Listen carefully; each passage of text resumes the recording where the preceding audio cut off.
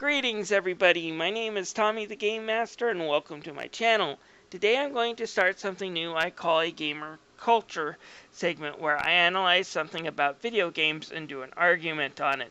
This is different from rants where I just put video clips on and rant about something current. Rather, this is a more in-depth editorial.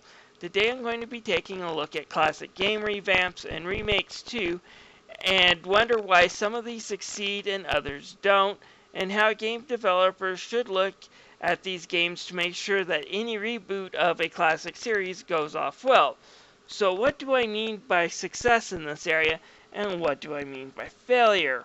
Well, let's take a look at two games I have reviewed this year. For success, let's take a look at Sonic Mania, which was a flawless remix of a lot of classic Sonic games. It kept the timeless gameplay, and it felt like it was Sonic the Hedgehog from the Genesis day, only slightly newer and without a lot of the flaws of the Genesis hardware being present. To say that this game isn't fun would be lying. It's a freaking blast and well worth the money to pick it up.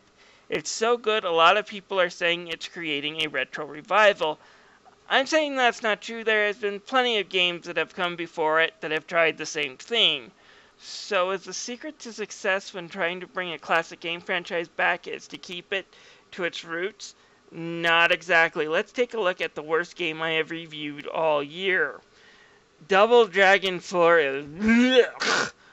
But look at it. It's just like Sonic Mania, only 8-bit instead of 16-bit. Looking at it does look like it's a long remastered gem for the 80s. The graphics do hit that nostalgia edge, but the gameplay is just awful. The controls suck.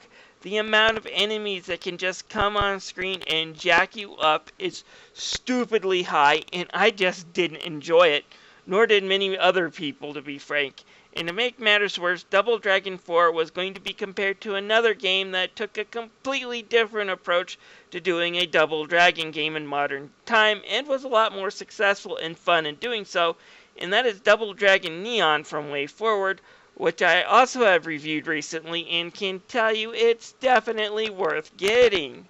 So why does one suck and one doesn't? Simple, it's called one has aged well and the other one hasn't. I might make fun of how much Sega repackages and re-releases Sonic the Hedgehog, but there's a good reason for it. It's still a fun game.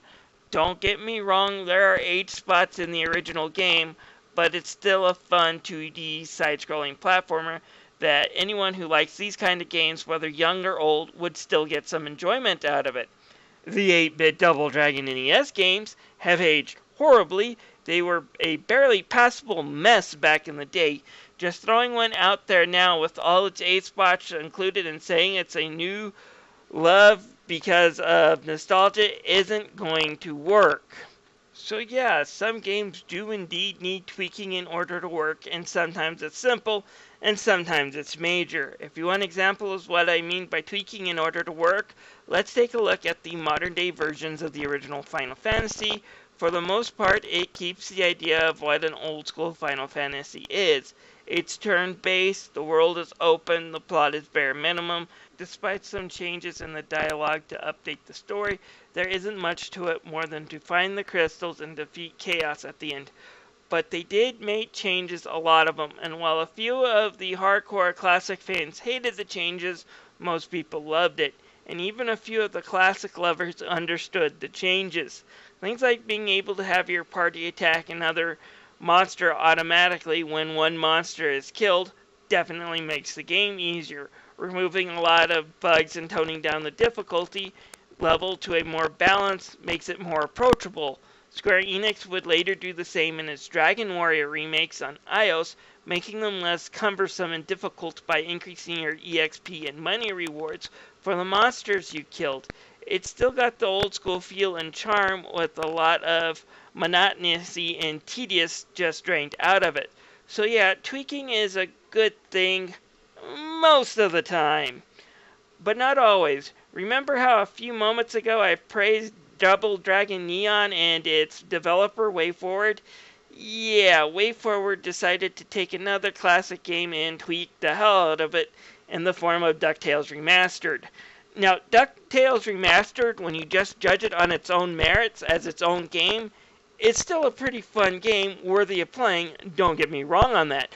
But when you compare it to the NES original, oh boy, there are problems with the stage design, padding, and many other things that just pissed off a lot of the fans of the original NES off, and for good reasons. Unlike Double Dragon, DuckTales has aged perfectly. It didn't need a lot of the stuff way forward added to it to make it a longer game, and it just feels more tedious compared to the fast pace that the original NES Classic had. If you could only pick up one on Steam, DuckTales Remastered or the Disney Afternoon Collection, get the collection because that DuckTales is way better version. So what is my advice to anyone who's trying to bring back a classic franchise? Well, first play through the games yourself and find out what the flaws of the game are and how well it has aged. Figure out what needs to be tweaked in your new version or sequel. Does it need new graphics, or will an audience who is nostalgic like something want it to be more retro looking? Find out in gameplay what also needs to be tweaked. Just because someone is from a bygone age doesn't mean it doesn't have an audience now, so figure out what people would expect to play from it. If Square Enix did a remake of the original Final Fantasy but made it more like Kingdom Hearts, a lot of the fans would be pissed off, and for good reason. But if it's considered that it hasn't aged well and it sucked, kind of like the Double Dragon NES games, then you should tweak the hell out of it, figuring out the length of the game. Part of the problem with DuckTales Remastered is that WayForward put so much assets and budget into it, it didn't seem like they could sell it for a $5 to $10 game, where they could leave the basic gameplay alone. It would need to be $15 or $20, and that would mean, yeah, the unnecessary padding that we saw. And sometimes shortening games can oftentimes end up leaving a player with a better experience. Take a look at the Final Fantasy and Dragon Warrior remakes I mentioned. They actually shortened both of those by quite an amount, but came up with more fun experiences because I don't have to spend what feels like an eternity grinding. That said, I'm not saying making them shorter either. Sonic Mania is probably the largest 2D Sonic game I have ever played, but its pacing up until the last stage was perfect. Only in that last Rats and Frackin' stage did I think things needed to be cut in that game. Finally, the challenge. Get that right as well. Granted, a lot of old school gamers are going to say they want a hard-as-nail game like Ninja Gaiden or Super Ghouls and Ghosts, just like what we had as a kid, and we want anything bearing those names to be just as hard. But here's the truth, actually. We do want them to offer a little more challenging and a little more penalty for failing and dying than a lot of current games do, and we do want to play a game that does knock us back a little bit.